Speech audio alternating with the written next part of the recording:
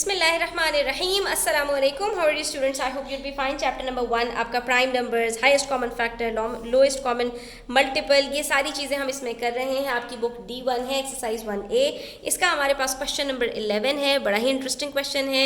आपकी अंडरस्टैंडिंग को चेक कर रहे हैं कि कितना आपको ग्रिप हो गई है प्राइम नंबर्स और कंपोजिट नंबर पर। तो देखते हैं इसको। वीडियो एंड तक देखिएगा, स्किप मत कीजिएगा, और वीडियो अच्छी लगे तो प्लीज़ लाइक कीजिएगा, अपने फ्रेंड्स के साथ ज़रूर शेयर कीजिएगा। स्टूडेंट्स, मैं यहाँ पर आपको ये बताती चलूँ कि मैंने बच्चों के लिए ऑनलाइन कोचिंग स्टार्ट की है, तो जो बच्चे इंटरेस्टेड हो वो मुझसे व्हाट्सएप पर राब्ता कर सकते हैं।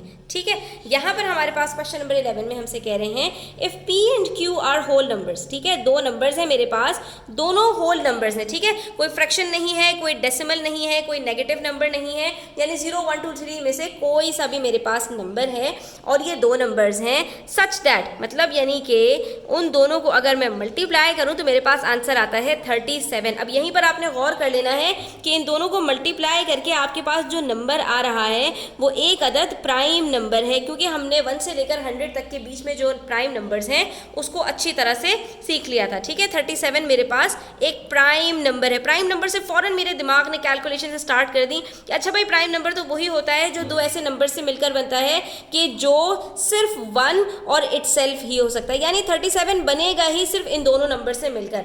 यहाँ पर मैंने अपनी थोड़ी सी माइंड में कैलकुलेशंस कर ली।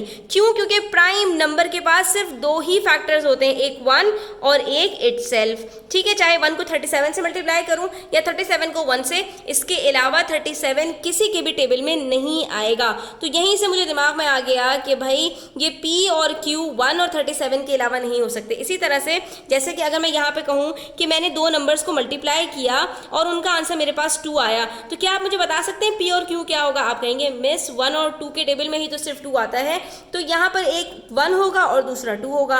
बिल्कुल इसी तरह से अगर मैं इसको 3 कर दूँ तो 3 भी एक प्राइम नंबर है। अब मैं पूछूँ कि अब बताओ P और Q क्या होगा, तो अब आप कहेंगे मिस एक 1 होगा और दूसरा 3 होगा। तो इसका मतलब ये हुआ कि प्राइम नंबर हमेशा प्रोडक्ट होता है 1 और इटसेल्फ का, इसके अलावा वो किसी के टेबल में भी नहीं आता। तो यहाँ पर भी हमने कह दिया कि भाई 37 1 और अपने आप का ही मल्टीपल होगा। ठीक है, यानी कि इन दोनों का ही प्रोडक्ट होगा। तो इसमें एक 1 होगा और एक 37 होगा।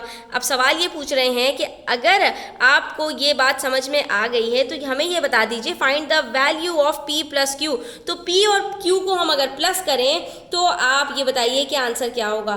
तो देखिए बच्चों, हमने जो सारी खिचड़ी बनाई थी यहाँ पर, हमें उसका जो है वो अब खाने को मिल गई, यानी कि हमें अब जो है वो उसका रिजल्ट मिल गया कि हमें पता चल चुका है कि P और Q अगर 1 और 37 है तो P प्लस Q क्या होगा? 1 प्लस 37 दैट इज 38। हमारे पास P प्लस Q का आंसर आ जाएगा 38। तो बस यहाँ पर हमने थोड़ी सी इंग्लिश लिखनी है और हमारा आंसर आ जाएगा। 2 स्टेप्स में हमारा आंसर आना है यहाँ पर स्टूडेंट्स, ज़्यादा हमने कुछ नहीं करना, लेकिन ये अंडरस्टैंडिंग हमारी जो है वो अच्छी तरह से बिल्ड होनी चाहिए कि हम कह रहे हैं if P and Q are whole numbers and P into Q is equals to 37, ये तो इन्होंने हमें बताया है। तो फिर हम कहते हैं then P is equals to 37 and Q is equals to 1। आप यहाँ पर P इज इक्वल्स टू 1 और Q इज इक्वल्स टू 37 भी लिख सकते हैं। क्यों? क्योंकि दो नंबर्स का जब प्रोडक्ट हमारे पास कोई आता है तो उसके अंदर पहला नंबर आगे रख दो या पीछे रख दो, इससे कोई फर्क नहीं पड़ता। ठीक है, because 37 is a prime number. ठीक है, and prime numbers are a product of 1 and itself only.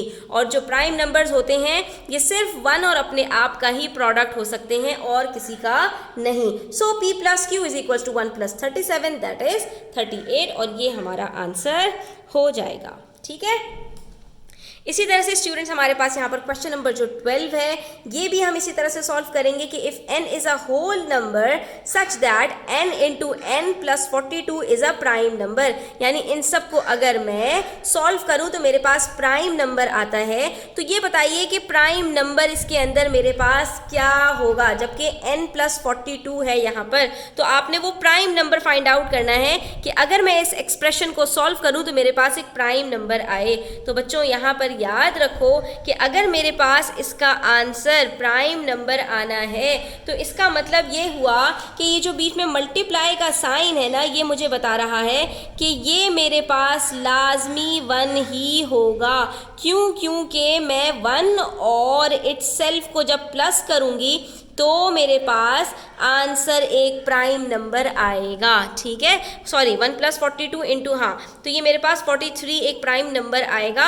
और ये कैसे आएगा कि जब मैं n को 1 रखूँ, यहाँ पर मैं n को कोई और नंबर नहीं रख सकती, क्योंकि अभी हमने सीखा कि प्राइम नंबर हमेशा 1 और इटसेल्फ का प्रोडक्ट होता है, ये किसी और के टेबल में नहीं आते।